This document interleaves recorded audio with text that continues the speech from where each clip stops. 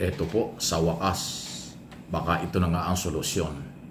Meron na pong opisyal na proposed bill, panukalang batas si Congressman Luistro ng Batangas para ho dito sa tinatawag na Sustainable Land Protection Law. So, ibig sabihin, bigyan ng proteksyon ang ating mga magsasaka, ang ating mga lupa. Huwag i-develop, huwag gawing residential o komersal dahil makakaapekto sa food security program at ating mga farmers. Ito po yung galaw. Maganda ito, magandang balita ito. Sino kayong tatamaan dito?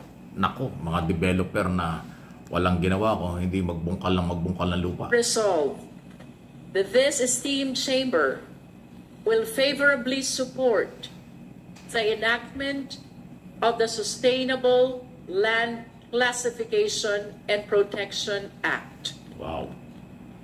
This proposed legislation is more than just an environmental policy.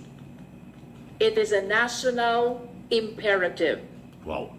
Hindi po ito simpleng panukala lamang ukol sa kapaligiran. Isa po itong agarang tugon sa tumitinding pangangailangan ng bayan para sa balanseng kaunlaran at kalikasan. As we continue to witness the loss of agricultural lands, the degradation of forest ecosystems, and the unregulated expansion of urban spaces, it becomes our solemn duty to legislate a land classification system that upholds the integrity of our environment while enabling progress. Habang unti-unti pong nawawala ang ating mga palayan, kagubatan at likas na yaman, tungkulin nating mga mambabatas na kumilos bago pa mahuli ang lahat. The constitutional mandate for this measure is clear. Article 2, Section 16 of the 1987 Philippine Constitution provides, the state shall protect and advance the right of the people to a balanced and healthful ecology in accord with the rhythm and harmony of nature. This right is not aspirational. It is demandable and enforceable. Ayan ang linaw ng speech po ni Congressman Jinky, Attorney Congresswoman Jinky Luistro ng ikalawang distrito ng Batangas. Land protection. Gusto niyang gumawa ng batas na magbibigay ng proteksyon sa ating mga sakahan, sa mga palayan at mga kabundukan, kagubatan o kalikasan na nasisira at sinisira sadya ng mga developer at mga negosyante. Sino tatamaan dito? Sandali, may naalaala kong politikong nasa likod nito at gumagawa nito. Oo, yung mga bilyar nga pala. Yung mga bilyar ang developer na nagtatayo ng mga bahay-bahay sa mga sakahan at mga kabundukan na nagtatayo ng residential, nakakasira sa kalikasan. Yung pala yun. Para nakakadalawa na itong mga bilyar. Siya din yung may-ari ng controversial na Prime Water na inireklamo at inimbestigahan ng Local Water Utility Administration matapos pag-utos ng Office of the President. Ngayon, may resulta ng investigasyon. Mukhang may malaking problema ang mga bilyar dito, ang Prime Water. Ayon sa Malacanang, sinasabi pa ito ng Pangulo dun sa SONA na meron ng official report sa kanya ang nag-iimbestiga tungkol sa sabit at merong pananagutan ang company dyan ho sa Prime Water. Ito na naman, proposed bill, babawalan, puproteksyonan ang ating mga sakahan. Maganda yan. Gustong-gusto ito ng mga farmers.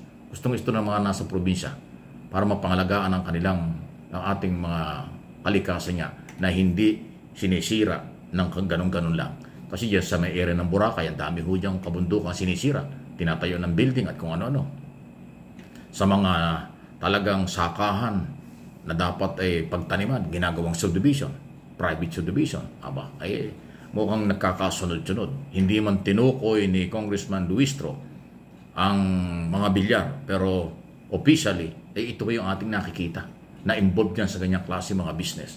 Real estate business, yan ang nagpayaman sa mga bilyar. Prime Water, nagsusupply ng tubig, isa yun sa kanila. Marami silang negosyo. Nagtatayo ng mga building, nagtatayo ng mga mall, nagtatayo ng mga hotel, at kung ano pa. Pero sila din ay patuloy ang pagbili ng mga property para tayuan ang kailang mga negosyong yan. Sila yung isa sa mga identified yan. Pero alam ko merong iba. Meron pang ibang involved yan. Pero ang tatamaan ay ito. Kasi merong yung mga bilyar, politiko. Yung Manny Villar, dating Senate President, dating Speaker. Cynthia Villar, katatapos lang na senador. Ngayon yung kanyang dalawang anak, nandyan pa. Public Works Secretary dati. Ngayon po nandyan, Mark at saka Camille, kapwa senador sa kasalukuyan. Na by the way, parang pro Duterte pa nga ang dating. Kasi kasama sa nag-archive ng kaso ng impeachment. So, nakakadugtong-dugtong. Okay? So, inuulit ko, hindi sinabi ni Congressman Luistro na mga bilyar. Ako naman, sarili kong opinion, ang mga bilyar ang isa sa tatamaan dyan. Kung ipagbabawal na gawing subdivision at commercial ang mga sakahan dito sa ating bansa. Luzon, Visayas, Mindanao. Antindi nito, Ayun, okay. Sunod na ating pag-usapan dito, itong kay Ramon Ang. Medyo controversial ito. Ramon Ang na nag-volunteer na tumulong at ayusin ang flood control. Sabi ng Pangulong Marcos, okay lang yan. Voluntaring tumutulong ang pribadong sektor. Pero anya, ang gobyerno ang dapat gumawa nito. Dahil obligasyon ng gobyerno, bigyan ng proteksyon ang mga mamamayan at bigyan ng magandang proyekto kasama ang flood control program. Yung tulong ng private sector, okay lang daw yan. Pero gobyerno pa rin ang magte-take over dyan, ang magpapatakbo ng negosyo or ng proyekto. Hindi lang ang pribadong sektor. Kasi controversial ito dahil si Ramon Ang ay nag-offer kanyang pera, gagawin niya at siya na daw ang magbibigay ng solusyon sa mga flooding sa Metro Manila. Pero ang sagot ng Malacanang, ang gobyerno ang mayroong pananagutan dyan. Gobyerno ang gagawa nito. Not only Metro Manila, Luzon, Visayas, Mindanao. Ayan ang gusto ng ating Pangulo. Okay? So, coordination lang. Magtulungan lang. Sana maraming katulad si Ramon Ang na nagbo-volunteer. Maraming mas mayaman. Maraming bilyonaryo sa ating bansa. Bakit si Ramon Ang lang ang nagsasakripisyo at nagbo-voluntary? Nasaan na yung mga malaking politiko na mayaman? Nasaan na yung malaking negosyante na billion dollars ang pera? Bakit hindi sila mamuhunan sa development ng ating bansa? Ang kanilang pamumuhunan lang ay para sa kailang business. Si Mr. Ramon Ang willing gumastos ng walang interes, ng libre, para matulungan ang mamamayang Pilipino. Ang galing! Sana all! Please like and share ng ating mga video. Subscribe and follow sa ating mga channel. Mike Abe Opinions at yung kabila, MA Pinoy TV.